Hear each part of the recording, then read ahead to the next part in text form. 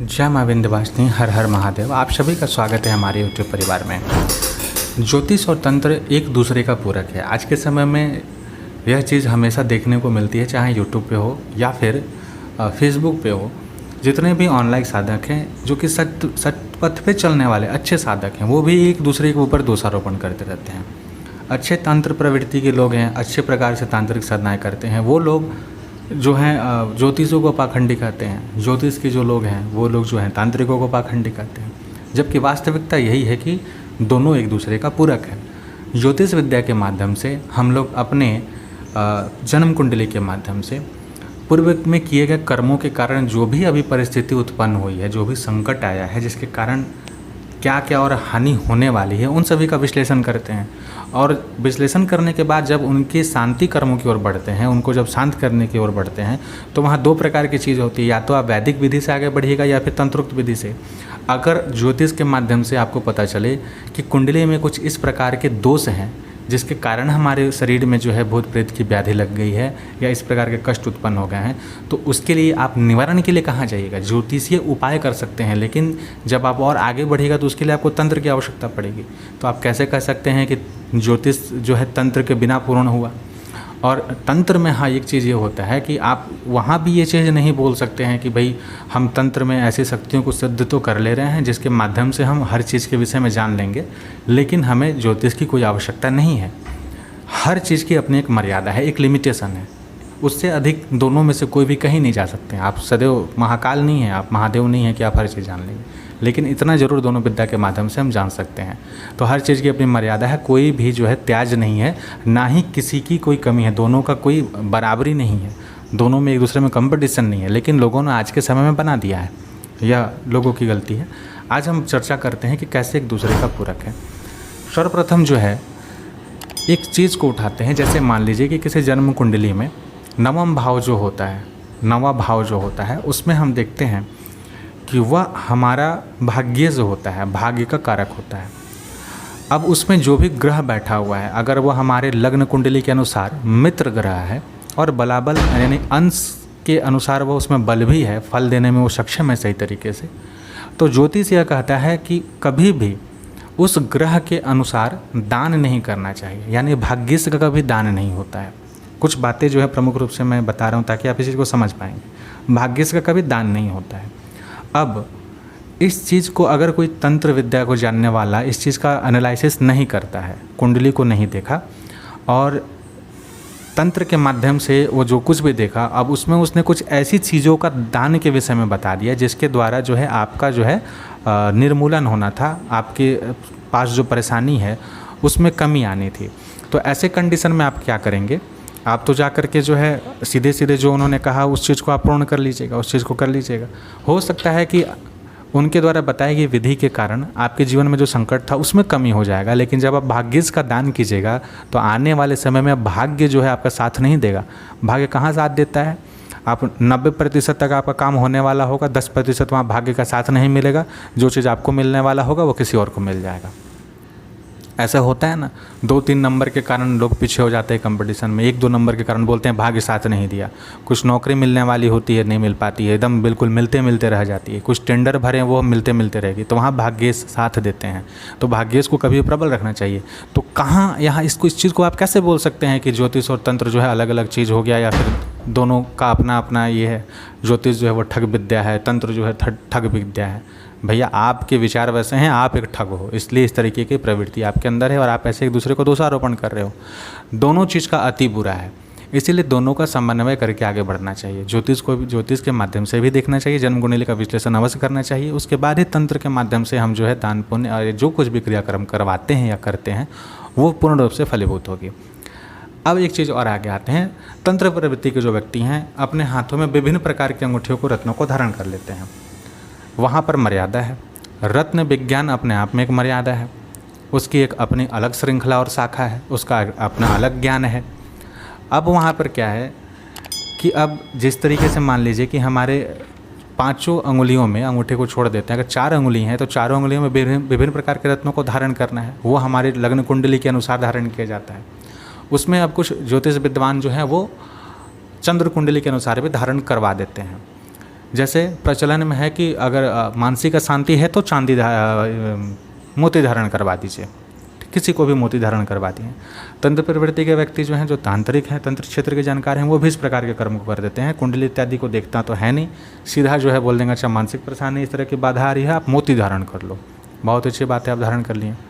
मान लेते हैं कि अगर आप लग्न कुंडली आपको अलाव ही नहीं करता है, आप मोती धारण कीजिएगा, हो सकता है आपको मानसिक शांति मिले, कुछ दिन के लिए मिलेगी, उसके बाद फिर आपका जो है तहस नहस आरंभ हो जाएगा। मृत्यु तुल्य कष्ट भी आपको मिल सकता है अगर चंद्र आपकी कुंडली के अनुसार मार्किस हैं तो कभी भी इस चीज़ को अंडर एस्टिमेट मत कीजिए। साथ ही विभिन्न प्रकार के रत्नों को एक साथ नहीं धारण किया जाता, बहुत सारे रत्न धारण कर लेते हैं और उनको जो अगर उनके फॉलोअर्स हैं वो भी इस प्रकार के काम को करते हैं। वो बोलते हैं कि नहीं रत्न का तो बहुत अधिक विशेष प्रभाव नहीं है, कुछ लोग बोलते हैं कि नहीं कोई प्रभाव ही नहीं है। भैया अगर 1% भी रत्न प्रभाव देता है ना तो बहुत कुछ काम बना देता है, बहुत कुछ काम बिगाड़ देता है। ये आपका अपना अनुभव है जिसमें आप कह रहे हैं कि नहीं प्रभाव नहीं देता है। रत्न जब विज्ञान है, पूरी का पूरा एक शास्त्र बना हुआ है, उसके ऊपर ऋषि महर्षियों ने कुछ लिखा हुआ है, तो फिर आप उसको इग्नोर नहीं कर सकते हैं। उसको आप यह नहीं बोल सकते हैं कि वह लाभ नहीं देता है, हानि नहीं देता है, दोनों देता है। चीज़ आपको पता होना चाहिए कि कैसे उसको प्रयोग में लेना है। उदाहरण के स्वरूप में मान लेते हैं कि कर्क लगन की कुंडली, मान लेते हैं कर्क लगन की कुंडली, अगर आपको ज्योतिष का ज्ञान हो तो कर्क लगन की कुंडली में अगर मार्के से संबंधी किसी भी रत्न को हम धारण कर लें, कर्क लग्न में चंद्रमा जो होते हैं वो अगर प्रमुख रूप से जो है वो उसके देवता माने जाते हैं। प्रमुख रूप के जो प्रमुख ग्रह हैं वो चंद्र भगवान हुए। अब चंद्र की मित्रता किससे किससे है, तो भगवान सूर्य से है, भगवान बृहस्पति से है। अब वहाँ पे मार्केश में जो है अष्टम में कौन से पड़ेंगे, वो मार्केश होंगे। द्वितीयेश जो होंगे वो भी मार्केश होते हैं। षष्टमेश जो होंगे वो मार्केश होते हैं। अब अगर मान लिया जाए कि कर्क लगन की कुंडली में हम शनि देव से संबंधित रत्न जो है नीलम जो है उसे धारण कर लिए, और साथ में ही हम चूँकि कर्क लगन की कुंडली है, चंद्रमा अच्छे हैं तो मोती भी धारण कर लिए। तो एक बात सदैव याद रखिएगा, नीलम और मोती आप एक साथ धारण कर लीजिएगा तो वो आपके जीवन में विष योग बना देगा। शनि और चंद्रमा मिलकर विष योग बनाते हैं। और साथ में बाकी के 2 उंगली जो बचे हुए हैं उसमें भी किसी किसी प्रकार के रत्नों को धारण कर लेते हैं, पूरा अच्छी तरीके से सजा दिए। उसके बाद तहस नहस होना आरंभ हो जाएगा जीवन आपका। तो कभी भी इस चीज़ को अंडर एस्टिमेट मत कीजिए। रत्नों को, पत्थरों को, रंगों को आप हल्के में ना लें, बहुत प्रभाव डालते हैं जीवन में। हर चीज़ पाखंड नहीं होता है, अति हर चीज़ का पाखंड होता है, अति हर चीज़ का बुरा होता है। सुपरस्टिशियस नहीं बनना है, अंधविश्वासी नहीं बनना है, लेकिन अगर कुछ विज्ञान सम्मत बातें हैं तो उसको मानना चाहिए, उस चीज़ को पकड़ के चलना चाहिए जितना उसका लिमिटेशन है, जितना करना है। अब आप ऐसा नहीं है कि दिन के अनुसार जो है रंगों का चयन करके चलें, लेकिन चलें तरीके से चलें, जो आपके लिए अनुकूल है उसको ग्रहण करें। ज्योतिष कहता है कि जो आपके ग्रह मार्केश होते हैं उनका दान करना चाहिए, उनको शांत कराने के लिए पूजा पाठ करना चाहिए, और जो आपके लिए मित्र ग्रह होते हैं लग्न के अनुसार उनके रत्नों को धारण करना चाहिए, उनके रंगों को धारण करना चाहिए।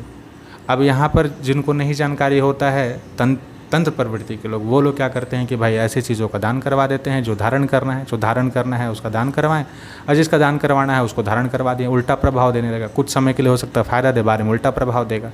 फिर उसके बाद परेशान होंगे, दोष जाएगा रत्नों को कि ये पत्थर खराब काम कर दिया, ये पत्थर गलत काम कर दिया, और भी बहुत सी बातें हैं। यह हो गई इधर की बात। ज्योतिष जो होते हैं वो भी तांत्रिकों को या तंत्र विद्याओं को जानने वालों को बहुत अंडर एस्टिमेट करते हैं। वो बोलते हैं कि कुछ नहीं होता है, जो भी है 9 ग्रहों से है। आपकी विद्या भी 9 ग्रह से है, जो तंत्र में गए हैं उनकी भी विद्या 9 ग्रहों से है। बिना 9 ग्रहों का कोई भी चीज़ नहीं चलता है, बिना 27 नक्षत्रों के कोई नहीं चलता है। वो बने ही इसलिए हैं कि हमारे कर्मों का फल दें और उसमें जो है संतुलन बना के रखें। जब हम गलत कर्म करेंगे तो उस अनुसार दंड मिलेगा, फिर वो संतुलित होगा जीवन। अगर अच्छे कर्म करेंगे तो हमारे अच्छाई बढ़ेगी और हमारे पुण्य में वृद्धि होगी, तो फिर हमारा जो जन्म होगा, चाहे इस जन्म में अगला जन्म में, और अच्छा हमको फल प्राप्त होगा और आगे हम बढ़ेंगे। हमारे ऊपर निर्भर करेगा। अब तंत्र कर्म में षटकर्म जो कर्म करते हैं, षटकर्मों को लोग अंडर एस्टिमेट करते हैं। ज्योतिष प्रवृत्ति के लोग जो होते हैं वो बोलते हैं कि ऐसा कुछ नहीं होता है। ये आपको कोई जो अभिचार से ग्रसित है उनको बोलेंगे मानसिक रोग है, किसी के ऊपर किसी प्रकार की बाधा है, प्रेत बाधा है, भूत बाधा है, उसके द्वारा वो असंतुलित हो गया उसका मस्तिष्क, उसको बोलेंगे नौटंकी कर रहा है। कुछ ऐसा नहीं होता है। सामान्य रूप से रत्न पहना देंगे, जप करने के लिए बता देंगे, हाँ ठीक है 8000 जप करा लो, राहु के कारण ऐसा हो रहा है, राहु का दशा इसलिए भ्रमित हो रहे हो, भ्रम की स्थिति उत्पन्न हो गई है, बस हो गया काम खत्म। भैया बहुत बड़ी चीज़ है, विचार अपने आप में बहुत बड़ा चीज़ है। अच्छे अच्छे ज्योतिषों की विद्या रखी रह जाती है, तिनका नहीं हिला पाते हैं। एक दो कोई छोटे मोटे वैसे केसेस में अगर वो हैंडल कर लिए और बोल देते हैं कि हाँ ठीक है, ज्योतिष विद्या से तो ठीक हो गई थी, ऐसे ऐसे करवाए थे, सब कुछ तो ठीक हो गया था, कुछ ऐसा नहीं है जो कि ज्योतिष विद्या से नहीं ठीक हो सकता है। हमने बोला शंकर जी का यह पाठ कर लो, ठीक हो गया। ऐसे ऐसे लोग भरे पड़े हैं, पाठ कर करके जीवन बीत जा रहा है, कुछ नहीं हिला पा रहा है। तो वहाँ पे तंत्र विद्या का अनुसरण करना पड़ता है, तंत्र विद्याओं का साथ लेना पड़ता है, ऐसे लोगों का साथ लेना पड़ता है जो इस प्रकार के विद्याओं का ज्ञान रखते हैं। उनकी भी आवश्यकता हमारे समाज को है। हमारे सनातन धर्म में जब इन सारी चीज़ों को बनाया गया है तो इन सभी का कुछ ना कुछ आवश्यकता पड़ा है तभी बना है। ज्योतिष भी अपने आप में महत्वपूर्ण है, तंत्र भी अपने आप में महत्वपूर्ण है। इन दोनों चीज़ का समन्वय करके जब हम अध्यात्म में आगे बढ़ते हैं तो ही हमको सही फल प्राप्त होता है। एक दूसरे को नीचा दिखाने से कोई अच्छा फल प्राप्त नहीं होगा। आप ज्योतिषी हैं तो तंत्र विद्याओं को जानने वालों को नीचा ना दिखाएं, और जो तंत्र प्रवृत्ति के व्यक्ति हैं, जो उनको तांत्रिक अपने विद्याओं का ज्ञान है, भगवती कृपा से उन्हें कुछ प्राप्त है, तो वो ज्योतिषियों को अंडर एस्टिमेट ना करें, उनको यह ना कहें कि भाई आप जो हो गलत हो।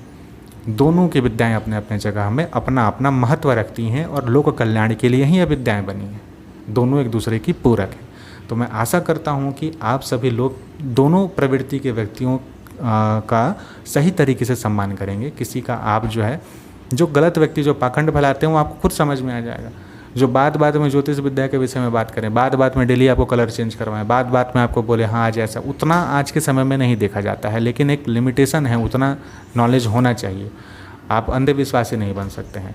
बात में अगर कोई आपको विचार की बात करे, ऐसे तांत्रिक प्रवृत्ति के व्यक्ति बात में हाँ ठीक है तुम्हारे ऊपर ये हो गया, चलो ये करवा लो, वो करवा लो।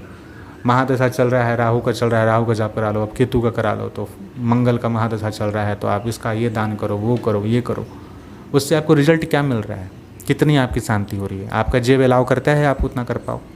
नहीं अलाउ करता है तो सीधी सी बात है, ज्योतिष के अनुसार या फिर अपने जन्म के नक्षत्र के अनुसार सबसे अच्छा होता है। रिजल्ट जो सबसे अच्छे मिलते हैं, मेरा अपना जो अनुभव रहा, और जन्म के नक्षत्र के अनुसार, आपका जो जन्म का नक्षत्र है उस अनुसार अपने इष्ट की साधना करना चाहिए। सबसे सुगम उपाय होता है और कुछ नहीं, लेकिन लंबे समय तक करिए, पकड़ करेगी। उसके बाद जो है आप किसी के सानिध्य में जा कर के कोई योग्य गुरु मिल जाए या फिर कोई योग्य साधक मिल जाए, उसके द्वारा जो है आप किसी विधि विधान से दीक्षित होकर के साधना को करेंगे तो अच्छा फल प्राप्त होगा। ज्योतिष के माध्यम से यह जाना जा सकता है कि कोई व्यक्ति लंबे समय तक साधना कर रहा है, उसको फल क्यों नहीं प्राप्त हो रहा है। तंत्र की जानकारी देखेंगे, अगर सच में जानकारी होगी तो बताएंगे। दो चीज़ होगी, भैया आपके ऊपर ये तांत्रिक, हाँ ठीक है तंत्र का प्रभाव है, तो वो बताएंगे कैसे हटाना। नहीं तो बोलेंगे नहीं कोई तंत्र का प्रभाव नहीं। जो सही जानकार होंगे वो अगर देख के बता देंगे नहीं तंत्र का कोई प्रभाव नहीं है, हो सकता है आपके ऊपर ग्रह का दोष हो। आप एक बार जन्म कुंडली का विश्लेषण करवाइए, उसमें अब आपको पता चलेगा कि आपकी शनि की 7.5 चल रही है लग्न के अनुसार। अब 7.5 चल रही है तो 7.5 में भी अब लोग मान लेते हैं कि 7.5 चल रही है भैया, तो 7.5 हमेशा बुरा करेगी। हो सकता है आपके कुंडली, जन्म कुंडली में शनि दो विपरीत राजयोग बना करके बैठे हों, 7.5 चल रही हो और 7.5 में ही आपको माला माल करने वाले हों। आपको जानकारी ही नहीं है, पोंगा पंडित जी हैं वो आपको डरा चुके हैं कि भाई 7.5 चल रही है, आपका हालत ख़राब होने वाला है, और आप डर करके पैसा लौटाते चलो। तो जानकारी रखना होगा। वैसे योग्य साधकों के पास, वैसे योग्य ज्योतिषों के पास जाइए जो आपको डराएं नहीं, बल्कि सही तरीके से इस चीज़ को लेकर के चलने में आपकी जो है मदद करें, सहायता करें। 7.5 यार किसी के लिए ख़राब नहीं होती है। जो गलत कर्म किए हैं उनको तो वैसे भी डरना चाहिए, लेकिन सामान्य रूप से जो है बहुत कुछ देने में सक्षम होती है। साधना अगर फलीभूत नहीं हो रही है और ऐसा है कि ढैया 7.5 चल रही है तो वो रुकेगा, वो एक जगह जो है जमाव बनती जाएगा, और जब वो बांध पूरा जो है जब उस प्रेशर को नहीं संभाल पाएगा तो भगवान शनि देव जो हैं, जो शनि ग्रह हैं, शनिश्चर ग्रह हैं, वो जब देने पे आएंगे तो बहुत कुछ देंगे। फिर शनि की कृपा से बहुत कुछ फिर आपको प्राप्त होगी, लेकिन उतने समय तक आपको लगे रहना है, छोड़ना नहीं है। उतना धैर्य आपके अंदर होना चाहिए, उतना पेशेंस आपके अंदर होना चाहिए। ये ज्योतिष के माध्यम से देखा जा सकता है, जो तंत्र के माध्यम से नहीं हो सकता। तो दोनों एक दूसरे के पूरक होते हैं, किसी को भी अंडर एस्टिमेट नहीं करना है। दोनों को सम्मानपूर्वक, दोनों विद्याओं को जानिए, जानने का प्रयास कीजिए। वैसे योग्य लोगों के सानिध्य में बैठिए, ताकि आपके ज्ञान का बढ़ोतरी होगा और आप किसी को छोटा या नीच ना समझेंगे, जब बल्कि उनका सम्मान करके इन विद्याओं के द्वारा आप जो है अपने आध्यात्मिक उन्नति की ओर अग्रसर होंगे। यही कामना मैं करता हूँ आप सभी के लिए। जय मां विंध्यवासिनी, हर हर महादेव।